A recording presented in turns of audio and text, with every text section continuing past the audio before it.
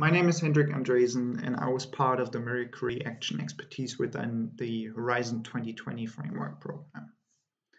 During my time as a PhD student, I decided to work on the advanced modeling of frictional contacts.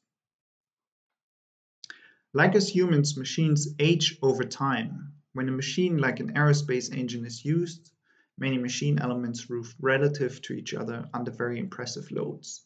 And this relative movement can cause, among other damage mechanisms, one particular form of damage that is called fretting. So, like us humans, engines need to be maintained well in order to stay healthy.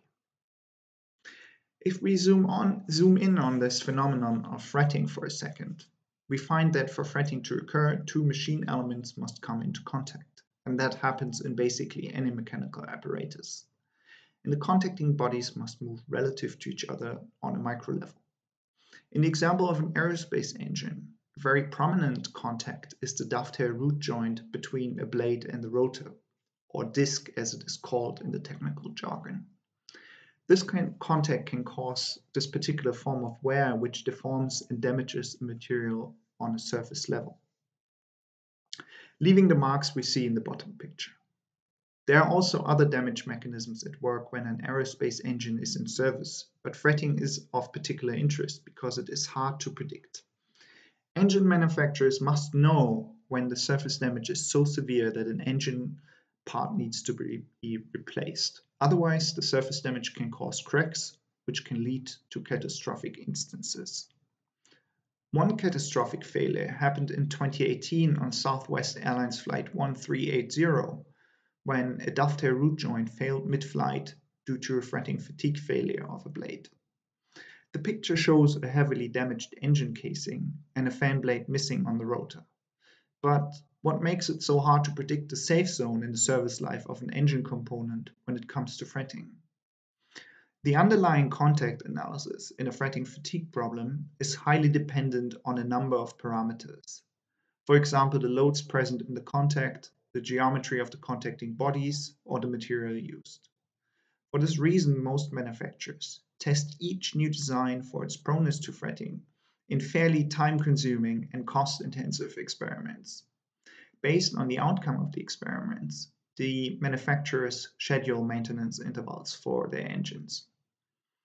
If the design of a component changes slightly, the experimental data gained from the earlier design becomes hard to interpret due to the sheer number of parameters, like for instance the geometry. This is where a very intriguing indication of our research efforts comes into play. The idea of reducing the sheer number of interdependent parameters to the minimum number of independent parameters by using a so-called asymptotic approach. Without going into the details of this method, a very important point is that we can collapse the parameter space down to two parameters. Here, let us call the two parameters Kn and Kt. Kn represents the normal component of the problem, and Kt represents the tangential component. The idea is that the fretting fatigue life of a material depends on these two parameters, and that if test data exists for a material, a material, not a component or design, it can be reinterpreted in terms of these two parameters, which are fairly straightforward to identify. In the long run, an engineer can use computer-implemented methods instead of cost-intensive experiments to make an informed statement about the proneness to a fretting fatigue failure of his new design. This ought to make the aerospace engines and any other mechanical assembly with a proneness to fretting first and foremost safer to use and also more affordable to maintain. Unfortunately, it is beyond the scope of this video to go into the details of the analysis, but if you're a researcher yourself or if you're simply interested in the subject, Professor Hills and I have recently published a book on the subject of fretting. I thank you for your interest and I hope you found this short introduction a worthwhile use of your time.